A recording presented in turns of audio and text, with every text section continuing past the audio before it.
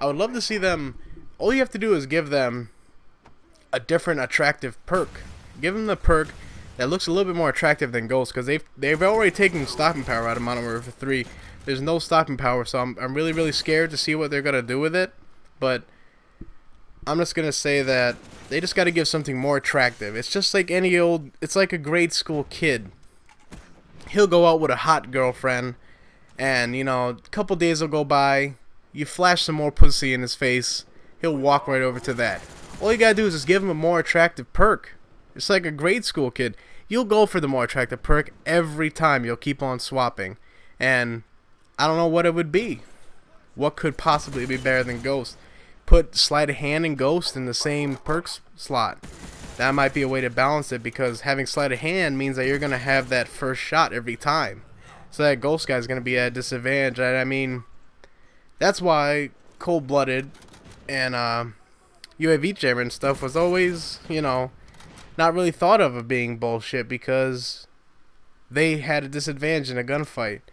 And now Ghost seems to have the advantage, just because people always watch their radar, which I myself have been fine-tuned to be always looking at my upper left corner when there's a UAV up, because I know that the whole team should be there. I've never played a game of COD 4, World at War, or Modern Warfare 2 of a full team of Cold-Blooded, of UAV jammer. And it's ridiculous that I can run in Black Ops, and maybe every other game may have everybody with Ghost on.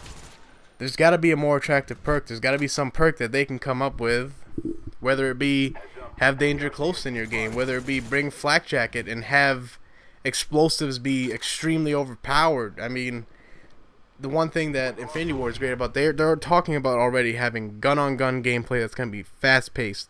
And they have that dual scope that they previewed. The M4 had a holographic and a dual scope on it that enhanced your vision. And all that's telling me is that either there's going to be a lot of cover, so you're going to have to enhance your sight and enhance your aiming better to get people out of cover, or that they're going to be bigger maps. And they're not going to be maps like Homefront. They're not going to be maps like Battlefield big, because they're pretty much already restricted with 60 frames per second. They don't want their game to dip anywhere below 60 frames per second. That was their #1 core thing, to make sure the game still ran at 60 frames and never went below it. It could always go above it. But the biggest maps you're going to see are maps like Fuel. You'll see maps that are big as like Discovery. You'll see maps like Wasteland. That's as big as you're going to get. You're not going to get any bigger than that. If they, I don't see them being able to, because the engine is still Modern Warfare 2. So what was the biggest map? Modern Warfare 2. Fuel. The game looks just like Modern Warfare 2, but I have absolutely no problem with that, because Modern Warfare 2 had great controls, great everything. You know, I really loved that game. I think I already said that, but let's talk about really quickly. I'll probably cut this video into 1 or 2 parts. So let's talk about kill streaks. So far we've seen Predator Missile in the single player. This is all single player. We've seen Predator Missile, the Black Ops version of the Chopper Gunner, which is the Black Hawk, and we've also seen AC-130. So those are pretty much the only ones that are probably going to be confirmed. I can already make a guess they'll be in the multiplayer as well. Probably be, you know, 11 kill streaks, just like every other one. AC-130 was 11. Chopper Gunner might be a 9 or 11, depending on you know, how they want to stack it. If it's going to be, you know, stackable kill streaks, non-stackable kill streaks, we'll see. I really hope that they have some interesting kill streaks, because the one thing that I'm going to love about Modern Warfare 3 is that this is the one thing that I think Black Ops didn't have my interest in, was that Modern Warfare 3 is modern day. They could play with any modern weapon, and just like go to the extreme. They can interest me and show me this is what Spec Ops people are using. This is what people are using in modern combat these days, which just blows my mind, because I am so much more interested in what guns the militaries are using. I mean, the TAR-21 in Modern Warfare 2, that gun blew my mind when I saw that gun. I looked up that gun. I was like, what the hell gun is this? It's a bullpup. It has this, you know, crazy chamber thing that shoots all the, you know, things when you reload in the back. I was like, how do they reload in the back? I was blown away by that. It's a really cool gun from Israel. I I just hope I get blown away by that again. And like Modern Warfare 3, there's got to be a gun, some primary weapon that's just gonna blow us away. I really hope that they bring more variety to the SMGs, because that's the one thing I hated about Black Ops was SMGs were a one-trick pony where you had to use the 74U or you weren't using the best SMG. Make the other ones better, man. I don't know why they have to mess with huge amounts of recoil on some. Just keep it balanced. Keep it so that people can have a variety in their game. That's what people want. Anytime a new game comes out, if I post a video about it, first question, how many guns are in this game?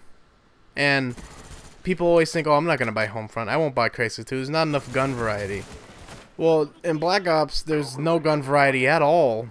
Black Ops is a one-trick pony where you have to use FAMAS or you're at a disadvantage, you know what I mean? That's really, really unfortunate, but that's how it is. Once people find that one gun, Modern Warfare 2, you know, same thing. Tubes. You can't beat a tube. No matter what. Blast Shield did not work, and if you used Blast Shield, you were just restricted. You couldn't see your mini-map. You couldn't see shit. You couldn't see how much ammo. You couldn't see anything. These weird things that this game wants to do. I don't know. We'll see how they actually map it out. Talk a lot more about that once I actually release more information. But hope the gun balancing. Give the guns less recoil. That just means, you know, more gunplay so that people don't just use the guns with less recoil. That's what people always used. People always use the guns with less recoil. It just makes guns so ineffective. Like F2000 and Modern Warfare 2, freaking all the SMGs, PM63, Mini Uzi, all these guns just have way too much recoil that people can't handle. Even with the aim assist on console, people just can't handle the recoil of these guns. You just have to lessen the recoil so that it brings variety to the gun, so that not one gun is overpowered. That's really, I think, the only way. And Ghost is to see if they can, you know, somehow make a more attractive perk so that people just switch it up. Don't, you know, there's got to be some reason to want to be on the radar. Something that blows us away. Like, oh my god, I don't care.